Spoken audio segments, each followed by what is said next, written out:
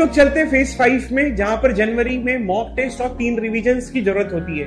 तो mock test तो बहुत ही इंपॉर्टेंट होता है देने के लिए, तो प्लीज इसको इग्नोर मत करना। आपका mock test pure exam mode में चले जाना। मॉक टेस्ट में वीक 1 में कम से कम 2 मॉक देना, वीक 2 में कम से कम 3 मॉक देना, और वीक 3 to 4 में 4 मॉक्स पर वीक जाना चाहिए।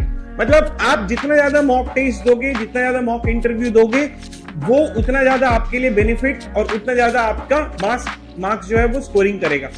मतलब चाहे कुछ भी हो जाए, आप जो है वो जनवरी में मॉक टेस्ट लिखना चालू कर देना, क्योंकि जब आप जनवरी में आप मॉक टेस्ट लिखोगे, यही आपका डिसाइड करेगा बेसिकली कि आपको कितने मार्क्स आ रहे हैं और आपको कितने मार्क्स नहीं आ रहे हैं। ठीक है, यहां पर एनालिसिस जो है वो टेस्ट सीरीज की करनी बहुत ज्यादा इंपॉर्टेंट होती है। यहां पर आपको पता चलेगा कि आपका कौन कौन से टॉपिक पे आपको फोकस करना है, कौन से टॉपिक पे आपको फोकस नहीं करना है। शुरुआत में जब ये 2 मॉक लिखोगे एक वीक में, इसको कम टाइम, मतलब एक वीक में सिर्फ 2 ही मॉक लिखा है। इसका रीजन ये है क्योंकि जब आप एक मॉक दोगे तो आपको उसकी एनालिसिस करनी पड़ेगी कि आपका कौन सा, मतलब जो क्वेश्चन हो चुके हैं उनको एनालिसिस उतनी करने की जरूरत नहीं पड़ती है, लेकिन जो क्वेश्चन नहीं हुआ है उसका आपको एनालिसिस करने का बहुत इंपॉर्टेंट होता है। आपको ये चीज समझना होगा कि आपने मिस्टेक कहां पर की है। क्या आपने मिस्टेक जो है वो सिली मिस्टेक किया है, या आपको रिवीजन में कुछ याद नहीं आया है। तो इस तरीके से आप बहुत ज्यादा इस पे फोकस कर सकते हो। फाइनल 10 डेज में 2 revisions of short notes and formula and light practice करना नए टॉपिक्स की। बहुत ज्यादा फिर इसमें नए टॉपिक्स में जाने की जरूरत नहीं है। अब आपका जनवरी में एक चीज जो बहुत ज्यादा बच्चे मिस करते हैं, वो शॉर्ट नोट्स नहीं बनाते हैं।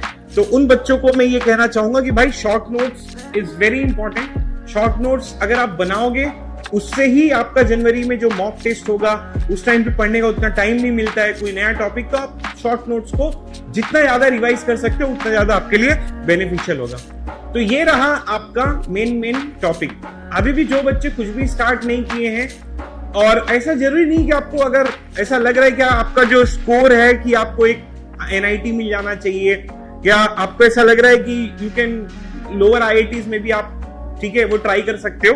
तो instead of going and covering the all subjects, आप चेक कर लो कि कौन कौन से इंपॉर्टेंट सब्जेक्ट्स हैं। उन इंपॉर्टेंट सब्जेक्ट्स को आप टारगेट कर सकते हो। ठीक है, अगर आपको लग रहा है कि you don't want to study, या फिर अगर कुछ है जो आपने ऑलरेडी बहुत पढ़ के रखा है, इंजीनियरिंग कॉलेज में बहुत अच्छे तरीके से किया है, उनको उतना टाइम देने की जरूरत नहीं, तो उसका आप रिवीजन करके भी जा सकते हो। It is totally dependent on you. ठीक है, एक्सपेक्टेड स्कोर डिस्ट्रीब्यूशन, जैसे कोर CS में अगर देखा जाए तो OS, COS, CN, TOC, DBM में CD, DM 50 to 55 मार्क्स के आते हैं। मैथ्स आपका जो होगा वो 12 से 15 मार्क्स का होगा। एप्टीट्यूड भी 12 से 15, बेसिकली 15 मार्क के होते हैं। तो टोटल यहां पर आप इतने के ऊपर फोकस कर सकते हो। ये द मेन इंपॉर्टेंट थिंग।